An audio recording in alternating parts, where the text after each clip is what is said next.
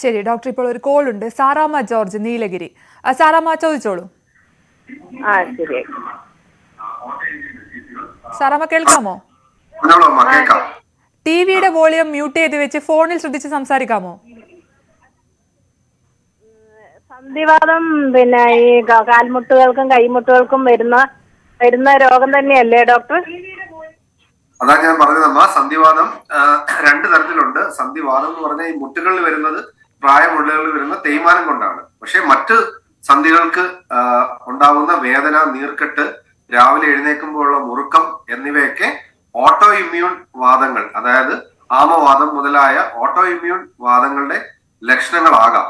അപ്പൊ അത് ഒരു റുമറ്റോളജിസ്റ്റിനെ കണ്ട് ശരിയായ രോഗനിർണയം ആദ്യമേ നടത്തേണ്ടത് വളരെ അത്യാവശ്യമാണ്. കാരണം പോകെ പിന്നീട് അത് നമുക്ക് ജോയിന്റ്സിന് വൈകല്യങ്ങൾ ഉണ്ടാക്കുകയും അത് ആന്തരിക അവയവങ്ങളെ വരെ ബാധിക്കാൻ തക്ക രീതിയിൽ ഓട്ടോ ഇമ്മ്യൂൺ ആർത്രൈറ്റിസുകൾ പോവാം. അപ്പോൾ ഇത് ഏത് ടൈപ്പ് വാദമാണെന്നുള്ളത് വകതിരിക്കുന്നത് വളരെ ഇമ്പോർട്ടന്റ് ആണ്. എന്തുകൊണ്ടെന്നാൽ അത് എത്രയും പെട്ടെന്ന് കണ്ടുപിടിച്ച് ശരിയായ ചികിത്സ നൽകേണ്ടതാണ് ഓട്ടോ ഇമ്മ്യൂൺ വാദങ്ങൾ. ശരി സാറമ്മ, വളരെയധികം നന്ദി വിളിച്ചതിന്. ഡോക്ടർ, ഈ മറ്റൊരു കാര്യം, ഈ പലരും മുട്ടുവേദനയാണ് അല്ലെങ്കിൽ നടുവേദനയാണ് എന്നൊക്കെ പറഞ്ഞാണ് ഡോക്ടറെ കാണാൻ വേണ്ടി പോവുക. അത് സന്ധിവാതമാണ് എന്ന് തിരിച്ചറിയാൻ കാലതാമസം എടുക്കുന്ന ഒരു സ്ഥിതിയുണ്ട്. എന്തൊക്കെ മാർഗങ്ങളിലൂടെ നമുക്ക് പെട്ടെന്ന് ഇത് തിരിച്ചറിയാൻ കഴിയും? വളരെ നല്ല ചോദ്യം. ഇത് ഒരു വലിയ പ്രശ്നം തന്നെയാണ്. നമ്മൾ ഇപ്പോഴും നമ്മുടെ സമൂഹത്തിൽ ഈ വാതരോഗങ്ങളെ കുറിച്ചുള്ള അവബോധം വളരെ കുറവാണ്. ഒരു ശരാശരി കണക്ക് പ്രകാരം ഒരു വാതരോഗം ആണെന്ന് കണ്ടുപിടിക്കാൻ കേരളത്തിൽ എടുക്കുന്ന കാലതാമസം 5 വർഷം വരെയാണ്. 5 മുതൽ 6 വർഷം വരെയാണ്. എന്നാൽ ശരിയായ ചികിത്സ കിട്ടാൻ അതിലും താമസം ആണ് കണ്ടുവരുന്നത്. ഒരു 7 മുതൽ 8 വർഷം വരെ കഴിഞ്ഞിട്ടാണ് ഒരു വാതരോഗിക്ക് കേരളത്തിൽ നിർഭാഗ്യവശാൽ ശരിയായ ചികിത്സ ലഭിക്കുന്നത്. അപ്പം ഇത് എന്തുകൊണ്ടാണെന്ന് ചോദിച്ചാൽ ഇതിനെ കുറിച്ചുള്ള അവബോധം ഇപ്പോഴും നമ്മുടെ ഇടയിൽ വളരെ വിരളമായിട്ടേ ഉള്ളൂ എന്നുള്ളതാണ്. അപ്പൊ നമുക്ക് ഇതിൽ പ്രധാനമായിട്ട് ഇതിനെ ഡിഫറൻഷിയേറ്റ് ചെയ്യുന്നത്, അതായത് സന്ധിവാദം, പ്രശ്നം ഉണ്ടാകാവുന്ന വാദം, നമ്മളെ കിടപ്പിലാക്കാം, കൈയും കാലും ഒക്കെ മടങ്ങുകയും നമ്മളെ ഒരു 4-5 കൊല്ലം കൊണ്ട് വൈകല്യങ്ങൾ വരുത്തി കിടപ്പിലാക്കാൻ പറ്റുന്ന ഓട്ടോ ഇമ്മ്യൂൺ സന്ധിവാദങ്ങളിലെയും ഇതുപോലെ തേയ്മാനമുള്ള വാദങ്ങളെ തമ്മിൽ തിരിച്ചറിയുന്നത് പ്രധാനമായിട്ട് ഈ വാദങ്ങൾ, ഈ ഓട്ടോ ഇമ്മ്യൂൺ വാദങ്ങൾ ശരീരത്തിലെ മിക്ക ജോയിന്റ്സുകളെയും ഒരുമിച്ചാണ്. അതായത് റുമറ്റോയ്ഡ് ആർത്രൈറ്റിസ് എല്ലാ ജോയിന്റ്സിനെയും ഒരുമിച്ച് അതിന്റെ പാറ്റേൺ അനുസരിച്ച് നമുക്ക് ഡിഫറൻഷിയേറ്റ് ചെയ്യാം.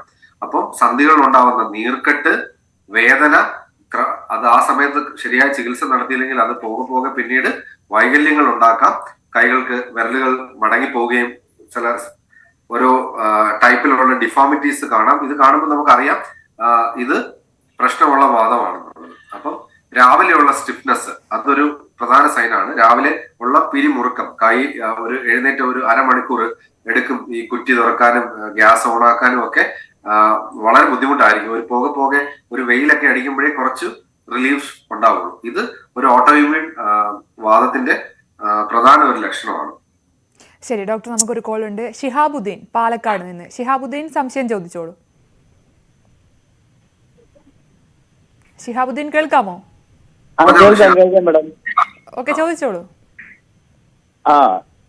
സാറേ നമസ്കാരം. സാറേ നമസ്കാരം ഷിഹാബുദ്ദീൻ, ചോദിച്ചോളൂ. സാറേ ഞാൻ പാലക്കാട് നിന്നാണ് സംസാരിക്കുന്നത്. സാറേ എന്റെ ഒരു സംശയം എന്ന് പറഞ്ഞിട്ടുണ്ടെങ്കിൽ എനിക്ക് മുട്ടിന് താഴെ, അതായത് മുട്ട് ആൻഡ് താഴെ ആണ് എനിക്കുള്ള പ്രശ്നം എന്ന് പറയാം. അത് അതായത് ഞാനിപ്പോ 1-2 ഡോക്ടർമാരെയൊക്കെ കൺസൾട്ട് ചെയ്തിട്ട് കാണിച്ചുകൊണ്ടിരിക്കുന്നുണ്ട്. പക്ഷെ എന്താ പറയാ, അത് ശരിക്കും ഏത് വാദമാണ്, എന്താണ് അതിന്റെ പ്രശ്നങ്ങൾ എന്നുള്ളത് കറക്റ്റ്. അതായത് ഇപ്പൊ ഞാൻ കഴിച്ചുകൊണ്ടിരിക്കുന്ന യൂറിക് ആസിഡിന്റെ മരുന്ന് കഴിച്ചുകൊണ്ടിരിക്കുന്നുണ്ട്. പക്ഷെ എന്നാലും ഇടയ്ക്കിടയ്ക്ക് വേദനകൾ കാര്യങ്ങളൊക്കെ വന്നുകൊണ്ടിരിക്കുന്നത്. പക്ഷെ ഏത് വാദമാണെന്നുള്ളത് ഇതുവരെ സ്ഥിരീകരിക്കാൻ പറ്റിയിട്ടില്ല എന്ന് പറയാം. എന്താ പ്രശ്നം എന്ന് പറയാം? മുട്ടിന് താഴെ വേദനയാണോ? അതെ, വേദനയും നീർക്കെട്ടും ഇടയ്ക്ക്. അത് ഇന്ന ഭാഗമൊന്നുമില്ല, ചിലപ്പോ ഒരു മുട്ടിലുണ്ടാവും, ചില സമയത്ത് മാറി ഓരോ സന്ധികളിലും മാറി വരുന്ന വേദനയും നീർക്കെട്ടുമായിട്ടാണോ വരുന്നത്?